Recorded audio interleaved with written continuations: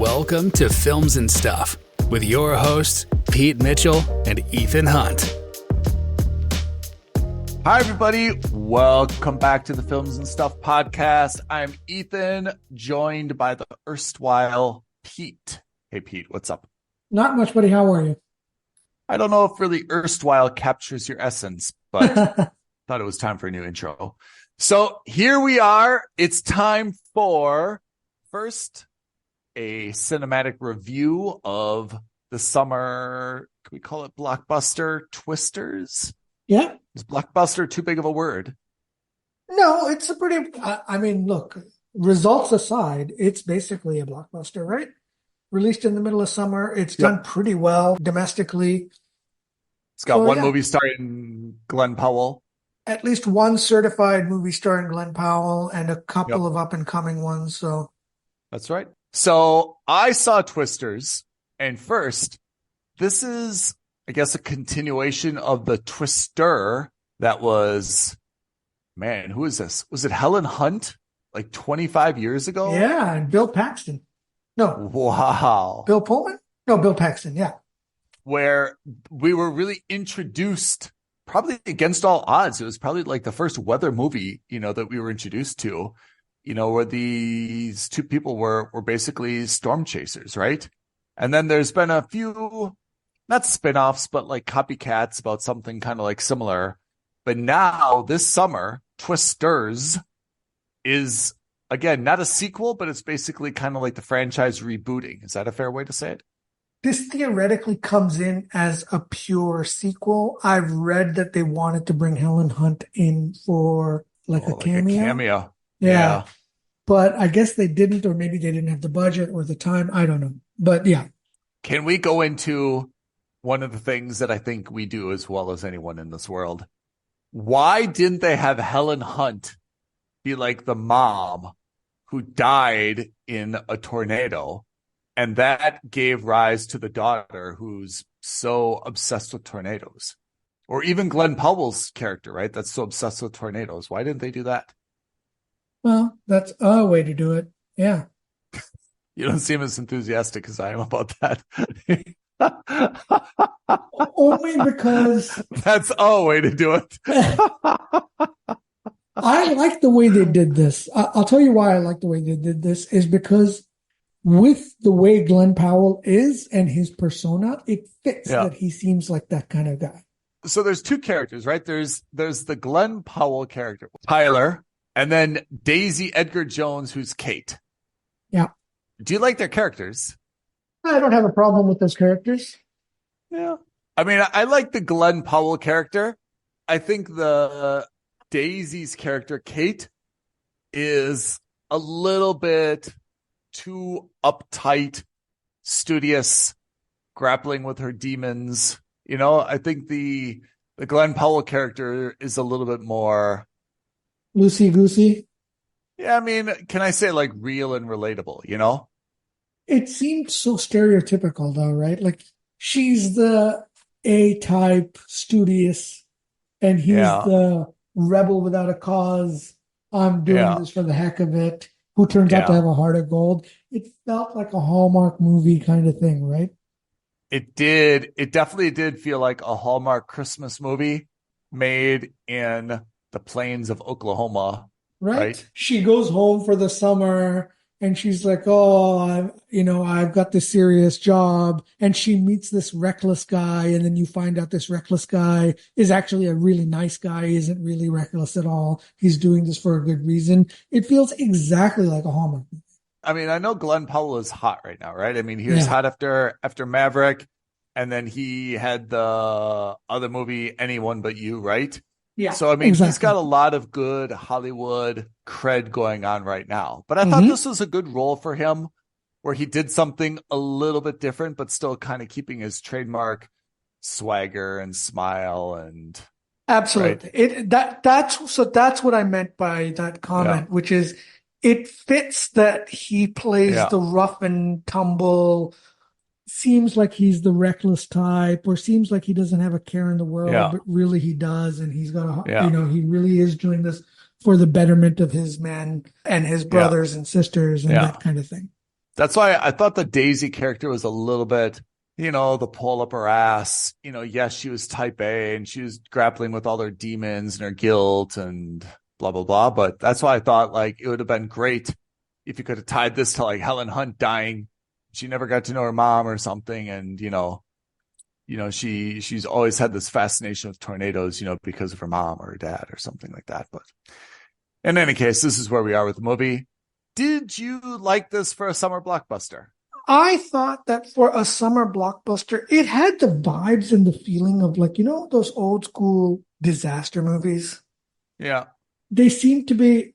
Now, look, I'm no meteorological expert, but it felt like there were an awful lot of cyclones and tornadoes in a very short period of time. I mean, also, I agree that it is, and it was a very like festive environment, right? Yeah. Like everyone's just kind of like sitting around like at the dine-in, and then it's like, well, let's look east. Should we chase that one? Nah. What about west? Should we chase that one? No, that one's not gonna be big enough. Ooh, look at this one north. I think that's the one we should go after. Okay, well, let's get in our car and drive quick. Right? Yeah, I just felt like it was like how many tornadoes actually occur in any given summer. I'm not saying there aren't more than one, but it felt like they were chasing after bulls at a rodeo corral, right? Like there was no shortage of them. And that's exactly right. That scene at the diner, the laugh was just like, how are there so many that you can pick and choose which one that you want to go after? And if that were the case, like I feel like this would be on like national, if not global news, right? Like what is going on with the environment that there's so many tornadoes all within a couple miles of each other and all within like hours of each other. Yeah. From a weather perspective. And it would be fun to have like a meteorologist or like someone like who does weather for a living, like opine on this movie, because I bet that they were just like cussing to their date the whole movie. Like, what is this? This is nonsense. That's not how it works, Yeah, it's just, it seemed a little out of place for me. True. But I mean, it is a movie, right? I mean, we need to see a lot of twisters. Otherwise, what's the point of calling the movie Twisters it up? Yeah. Yeah, absolutely. A few notable castings that went underneath the radar. Remember at the beginning, we saw Kate with her kind of team of collegiate aged colleagues. Yeah. Right.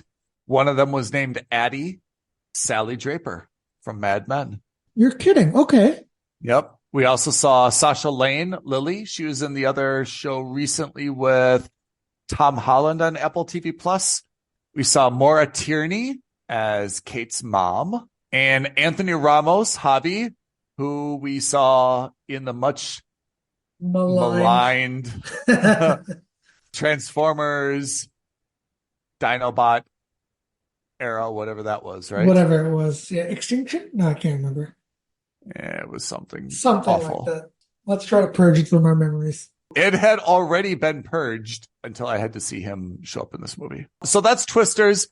I mean, plot-wise, I don't think there's a whole lot to say. I mean, we kind of know it's going to be about Twisters, and it follows a very, very typical format, right? There's excitement, there's tragedy, there's redemption, kind of the end, right? I mean, it follows a very safe script or in terms of like character arcs. Tell me if I'm wrong when I summarize it as a very tolerable, moderately enjoyable summer popcorn munching film. Not going to change your life. You may forget you saw it a week later. That's probably fair enough. No one's going to hate it. No one's going to walk out saying that was miserable. Not what I was promised. Yeah. Not enough tornadoes, not enough damage, not enough Glenn Powell. I think everyone kind of got what they paid for, and you can go home, and that's the end of it. Yeah. Yeah. I think what's interesting about this is if you've seen the split of the take, I think it's like 80% of its global box office take is from America and only 20% international or something like that. Yeah. Whatever the numbers are, it's highly skewed. And I think not because it's a very American movie in quotes, but I think that the relatability comes down really to America. And I'm not saying there aren't tornadoes or cyclones or monsoons or any other kind of circular weather event in other parts of the world. I just think that the concept of tornado chasers and these kinds of things hits probably more with, quote unquote, middle America or rural America than it does anywhere else. I agree. This is not a Michael Bay film. We've seen, where you'd have like San Andreas, you had 2012, you had some of these like real disaster movies, where like everything just got sucked up. And this is actually kind of realistic. You see like a lot of damage and destruction and a lot of wood and a lot of stuff. But again, you don't see like the Empire State Building being sucked up. It's not happening in the middle of Manhattan. It's not something like that. So I think part of its realism is also the reason that it doesn't have, I don't say that's not why it has a wider audience, but I mean, it's not intended to be that, massive, like crazy CGI disaster. The stake seems very low key and very local. Yeah. Right? And I'm not saying the stakes are low because it's, of course, a tornado. People's lives are lost in real tornadoes. But I mean, low key in the sense that it doesn't involve a global population. No. And local in the sense that, your average citizen in the middle of Piccadilly Circus in London or Champs-Élysées in Paris or wherever in any other part of the world is going to be able to be like, well, that's a real problem for me. That's right. It'll be fun to watch and enjoyable as action set pieces, but in terms of relatability, except for those swaths of states that it does affect in the US, there are very few other people who are going to be able to be like, yeah, I know exactly what those people are going through. Given that, you mentioned the box office split. How is this done, like, in terms of, like, raw numbers, dollars? So in raw dollars, the movie cost $155 million to make. Again, whoa. All of this is without prints and advertising, so there's probably another $50 million to $100 million in advertising that. So far, the movie's made $316 million, which means that it probably won't break even. $150 million for this? Yeah. Where? I mean, Glenn Powell is not making $50 million. $20 million, yeah. No one else is like making a crazy salary. There's some special effects, I guess. No, I imagine the special effects is what caused most of that budget to balloon up because the tornado effects, they look pretty damn good. Yeah, you're right. That's probably where everything is. Because the rest of it basically just takes place with like a pickup truck with like a bunch of like debris. Yeah. And, you're not playing for on set in the middle of Manhattan. You're not paying in Chicago. You're not paying. You really could, again, no disrespect. You could film this anywhere. On any green farm. Yeah. So we saw this. This is pointing to a wider issue that I'll get to, but we saw this primarily because there's not a lot else happening in the summer blockbuster market, which is bonkers to me. Summer is a time when everyone is going to the cinema, right? They want to beat the heat, escape, get out of the sun. It's too warm to do outside activities. What is going on in cinemas if this is like the biggest movie right now? Where are we? We're in like early August, mid-August. I mean, we should be chock full of great films, right? Yeah, it's been a rough summer. Why is there nothing else out? That's a great question, and not one that I can answer, to be honest. Still, we're seeing Deadpool and Wolverine, Alien Romulus, It Ends With Us, Despicable Me 4, Inside Out 2. I mean, who is now going to the cinemas in August that hasn't seen Despicable Me 4, Deadpool and Wolverine, or Inside Out 2 in the last 3 months, May, June, July? Borderlands, which we reviewed and has made a grand total of how much, Pete? $18.9 million. How much is this movie costing? $18.9 million worldwide? How many cinemas is it playing in? How much is that per cinema? That just seems like a mistake, right? If it had made 180, we would still say it was underperforming, right? Guess how much money the movie cost? $120 million. Whoa. Borderlands costs less than Twisters? Oh, there's a lot of things to unpack there. First of all, I'm really surprised. That's actually, I mean, call me old school, but that's kind of what I think of what a movie should cost. 120 million is still a lot of money. And Borderlands, wow, that seems like good value for that money, huh? Yeah, it does until you realize it only made 18.9. Yes. Twisters at least made 316. Unfortunately, there's some bad lessons in there for movie execs now, because they're going to say, like, we've got to spend 400 million. If we spend 120, look what's going to happen. Yeah, I mean, but that's not the problem with Borderlands.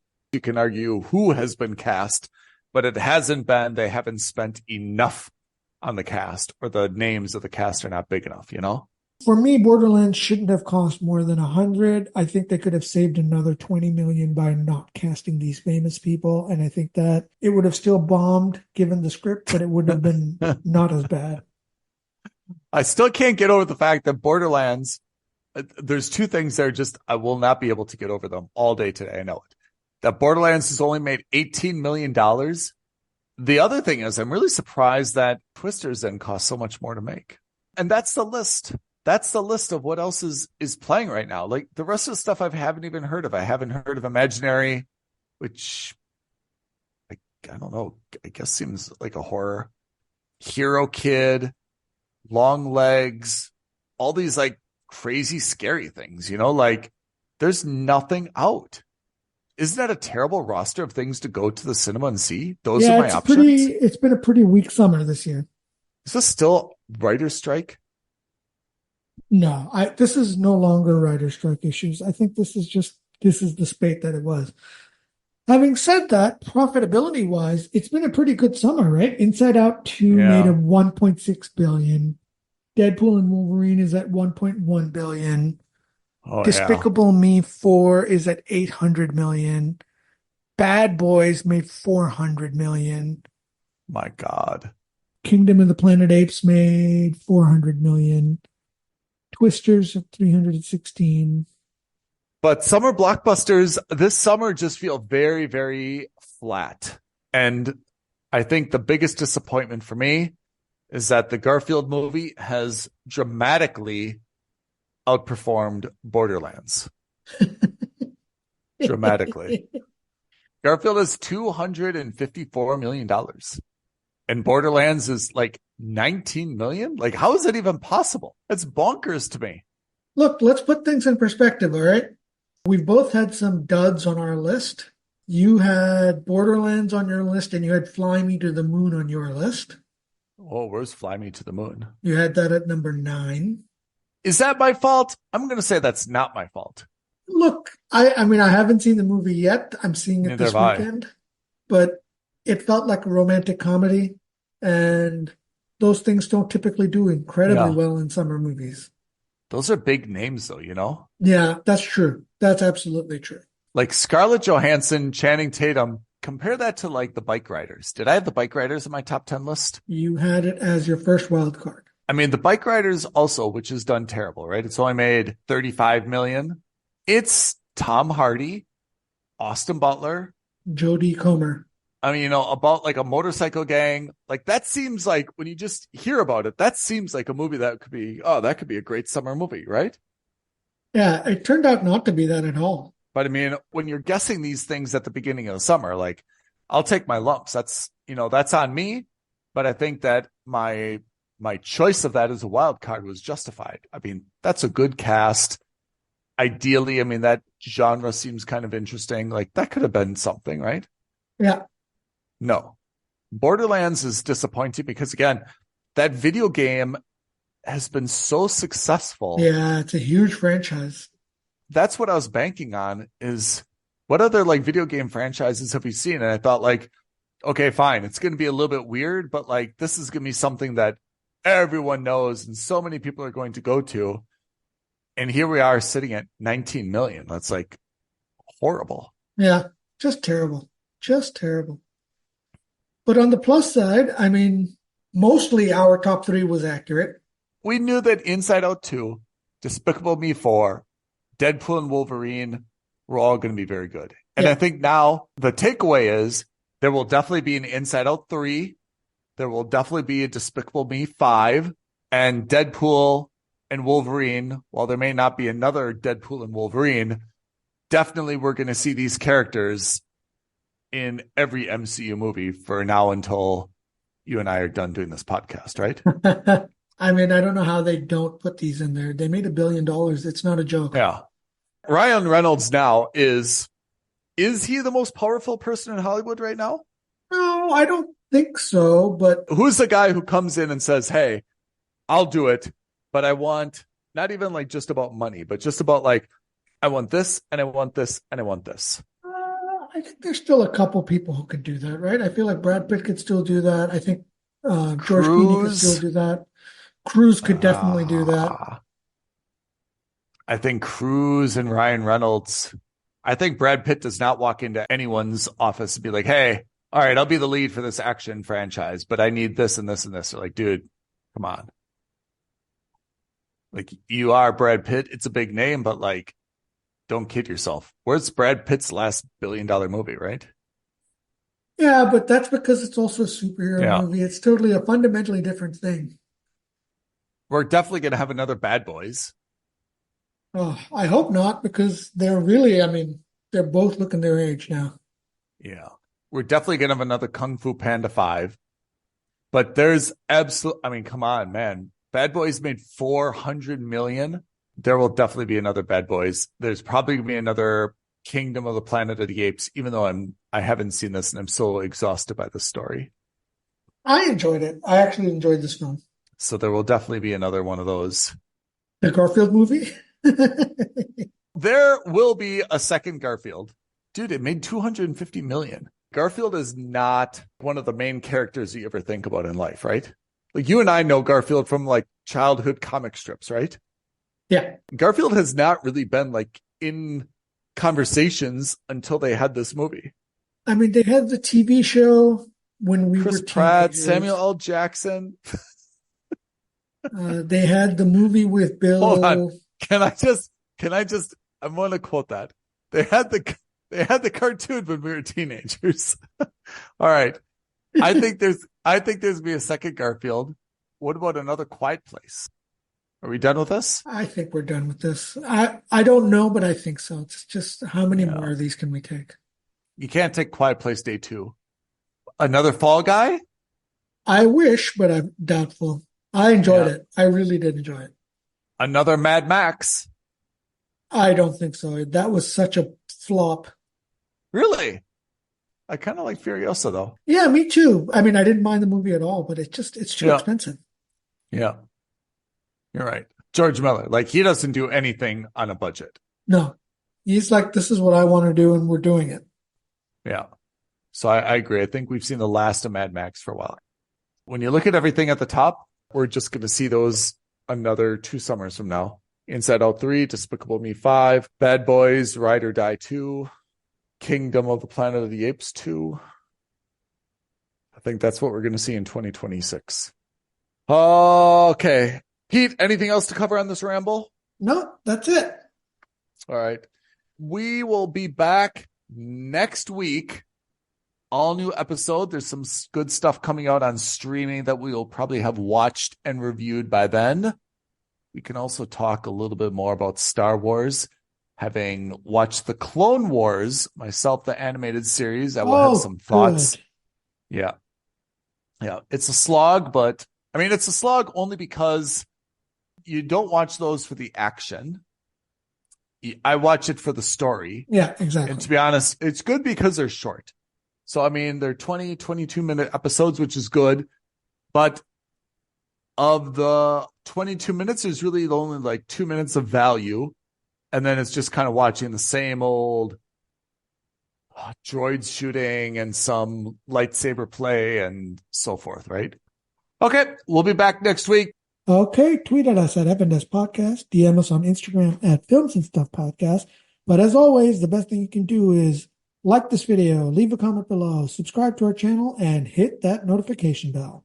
Erstwhile Pete, appreciate you joining us today. Listeners, thank you as always for listening in. As Pete said, please do give us your thoughts, agree or disagree with any of our hot takes today. Our ears are open. Our minds are not. Okay. Thanks, everyone. We'll catch you next week on a Films and Stuff episode. Thanks, Ethan. Thanks, everyone. Bye now. Thank you for listening to another episode of Films and Stuff. If you haven't already, please subscribe and review on Apple Podcasts, Spotify, or wherever podcasts are downloaded. Films and Stuff. There is no substitute.